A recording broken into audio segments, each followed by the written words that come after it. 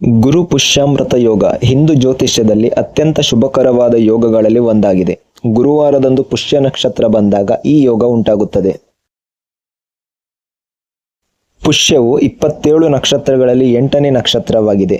ಇದರ ಅಧಿದೇವತೆ ದೇವಗುರು ಬೃಹಸ್ಪತಿ ಎಂದು ಪರಿಗಣಿಸಲಾಗುತ್ತದೆ. ಪುಷ್ಯ ಎಂಬ ಪದದ ಅರ್ಥ ಪೋಷಣೆ, ಬೆಳವಣಿಗೆ, ಸಮೃದ್ಧಿ ಮತ್ತು ಯಶಸ್ಸು ಅಂತ. ಆದ್ದರಿಂದ ಈ ನಕ್ಷತ್ರವನ್ನು ಅತ್ಯಂತ ಮಂಗಳಕರ ನಕ್ಷತ್ರವೆಂದು ಪರಿಗಣಿಸಲಾಗುತ್ತದೆ. ಗುರುವಾರವು ಜ್ಞಾನ, ಧರ್ಮ, ಆಧ್ಯಾತ್ಮ, ಐಶ್ವರ್ಯ ಮತ್ತು ಶಿಕ್ಷಣ ಇವುಗಳ ಸಂಕೇತವಾದ ಗುರುಗ್ರಹಕ್ಕೆ ಸಂಬಂಧಿಸಿದ ದಿನವಾಗಿದೆ. ಗುರುವಾರ, ಪುಷ್ಯ ನಕ್ಷತ್ರ, ಗುರು ಪುಷ್ಯಾಮೃತ ಯೋಗ. ಜ್ಯೋತಿಷ್ಯ ನಂಬಿಕೆಯ ಪ್ರಕಾರ ಈ ದಿನ ಆರಂಭಿಸಿದ ಕಾರ್ಯಗಳಿಗೆ ಉತ್ತಮ ಫಲ ಸಿಗುತ್ತದೆ. ಧನ, ಜ್ಞಾನ ಮತ್ತು ಸಮೃದ್ಧಿ ಹೆಚ್ಚುತ್ತದೆ. ಹೊಸ ಕೆಲಸಗಳಿಗೆ ಅನುಕೂಲಕರ ಶಕ್ತಿ ದೊರೆಯುತ್ತದೆ. ಆದ್ದರಿಂದ ಅನೇಕ ವ್ಯಾಪಾರಿಗಳು ಮತ್ತು ಹೂಡಿಕೆದಾರರು ಈ ದಿನವನ್ನು ವಿಶೇಷವಾಗಿ ಗಮನಿಸುತ್ತಾರೆ. ಈ ದಿನ ನೀವು ಚಿನ್ನ, ಬೆಳ್ಳಿ ಖರೀದಿಸಬಹುದು, ಮನೆ ಅಥವಾ ಜಮೀನು ಖರೀದಿಸಬಹುದು, ಹೊಸ ವ್ಯವಹಾರ ಆರಂಭಿಸಬಹುದು, ಬ್ಯಾಂಕ್ ಖಾತೆ ತೆರೆಯಬಹುದು, ಹೂಡಿಕೆ ಆರಂಭಿಸಬಹುದು, ವಾಹನ ಖರೀದಿ ಮಾಡಬಹುದು, ಶಿಕ್ಷಣ ಸಂಬಂಧಿತ ಕಾರ್ಯಗಳನ್ನು ಕೂಡ ನಡೆಸಬಹುದು, ದೇವರ ಪೂಜೆ, ಜಪ, ಹೋಮಗಳನ್ನು ಕೂಡ ಮಾಡಬಹುದು, ಹೊಸ ವಸ್ತುಗಳನ್ನು ಬಳಸಲು ಕೂಡ ಆರಂಭಿಸಬಹುದು. ಕೆಲವು ಜ್ಯೋತಿಷ್ಯ ಸಂಪ್ರದಾಯಗಳ ಪ್ರಕಾರ ಇಂದು ನೀವು ಅನಗತ್ಯ ಜಗಳ ಮಾಡಬಾರದು, ಅಸತ್ಯವಾದ ಮಾತನ್ನ ನುಡಿಯಬಾರದು, ಸಾಲ ತೆಗೆದುಕೊಳ್ಳಬಾರದು, ನಕಾರಾತ್ಮಕ ಕಾರ್ಯಗಳನ್ನು ಕೂಡ ಮಾಡಬಾರದು. ಹಾಗೆಯೇ ಇವುಗಳಿಂದ ನೀವು ದೂರವಿಡುವುದು ಉತ್ತಮವೆಂದು ಹೇಳಲಾಗುತ್ತದೆ.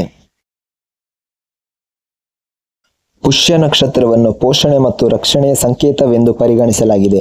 ಇದು ಜೀವನದಲ್ಲಿ ಬೆಳವಣಿಗೆ, ಯಶಸ್ಸು ಮತ್ತು ಸ್ಥಿರತೆಯನ್ನು ನೀಡುತ್ತದೆ ಎಂಬ ನಂಬಿಕೆ ಇದೆ. ಗುರು ಪುಷ್ಯಾಮೃತ ಯೋಗವು ಜ್ಯೋತಿಷ್ಯ ಮತ್ತು ಧಾರ್ಮಿಕ ನಂಬಿಕೆಗಳ ಮೇಲೆ ಆಧಾರಿತವಾಗಿದೆ.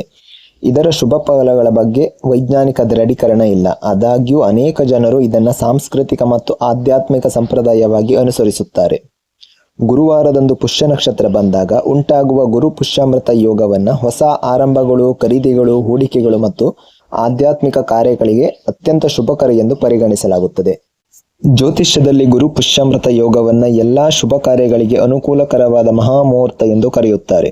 ಕೆಲವರು ಇದನ್ನು ಸರ್ವಾರ್ಥ ಸಿದ್ಧಿ ಯೋಗಕ್ಕೆ ಸಮಾನವಾದ ಮಹತ್ವದ ಯೋಗವೆಂದು ಪರಿಗಣಿಸುತ್ತಾರೆ.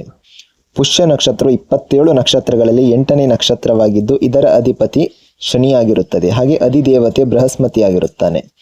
ರಾಶಿ ವ್ಯಾಪ್ತಿಯಲ್ಲಿ ಕರ್ನಾಟಕ ರಾಶಿಯಲ್ಲಿ ಇರುತ್ತದೆ. ಇದು ಒಂದು ವಿಶಿಷ್ಟ ಸಂಗತಿ. ನಕ್ಷತ್ರದ ಅಧಿಪತಿ ಶನಿಯಾದರೂ ಅಧಿದೇವತೆ ಬೃಹಸ್ಪತಿ ಆಗಿರೋದರಿಂದ ಶಿಸ್ತು ಮತ್ತು ಜ್ಞಾನ ಎರಡರ ಆಶೀರ್ವಾದ ಸಿಗುತ್ತದೆ ಎಂದು ನಂಬಲಾಗುತ್ತದೆ. ಪುರಾಣಗಳಲ್ಲಿ ಅಮೃತ ಎಂದರೆ ಅಮರತ್ವ, ದೈವಿಕ ಶಕ್ತಿ, ಶುಭ ಫಲ ಮತ್ತು ಸಮೃದ್ಧಿ ಅಂತ. ಆದ್ದರಿಂದ ಗುರು ಪುಷ್ಯ ಅಮೃತ ಎಂಬ ಸಂಯೋಜನೆಯನ್ನ ಅತ್ಯಂತ ಮಂಗಳಕರವೆಂದು ಪರಿಗಣಿಸಲಾಗಿದೆ. ಭಾರತದ ಅನೇಕ ಭಾಗಗಳಲ್ಲಿ ಗುರು ಪುಷ್ಯಾಮೃತ ಯೋಗದಂದು ಚಿನ್ನ, ಬೆಳ್ಳಿ, ಆಭರಣ ಹಾಗೆ ಮುಂತಾದ ವಸ್ತುಗಳನ್ನು ಖರೀದಿಸಿದರೆ ಐಶ್ವರ್ಯ ವೃದ್ಧಿಯಾಗುತ್ತದೆ ಎಂಬ ನಂಬಿಕೆ ಇದೆ. ಆದ್ದರಿಂದ ಆಭರಣ ಅಂಗಡಿಗಳು ಕೂಡ ಈ ದಿನ ವಿಶೇಷ ಆಫರ್ಗಳನ್ನು ಕೂಡ ನೀಡುತ್ತದೆ. ಕೆಲವು ಪೌರಾಣಿಕ ನಂಬಿಕೆಗಳ ಪ್ರಕಾರ ದೇವತೆಗಳು ಅಮೃತವನ್ನು ಪಡೆದ ನಂತರ ಅನೇಕ ಶುಭ ಕಾರ್ಯಗಳನ್ನು ಪುಷ್ಯ ನಕ್ಷತ್ರದಲ್ಲಿ ಆರಂಭಿಸಿದರು ಎಂದು ಹೇಳಲಾಗುತ್ತದೆ.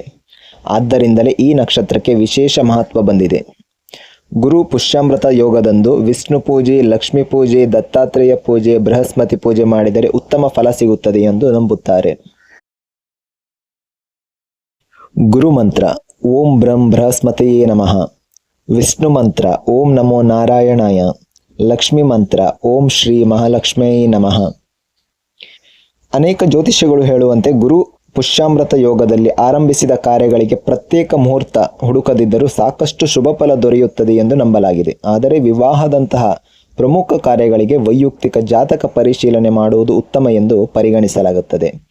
ಒಟ್ಟಿನಲ್ಲಿ ಗುರು ಪುಷ್ಯಾಮೃತ ಯೋಗವು ಧನ, ಜ್ಞಾನ, ಸಮೃದ್ಧಿ ಮತ್ತು ಹೊಸ ಆರಂಭದ ಆಧ್ಯಾತ್ಮಿಕ ಬೆಳವಣಿಗೆಯ ಸಂಕೇತವಾಗಿದೆ.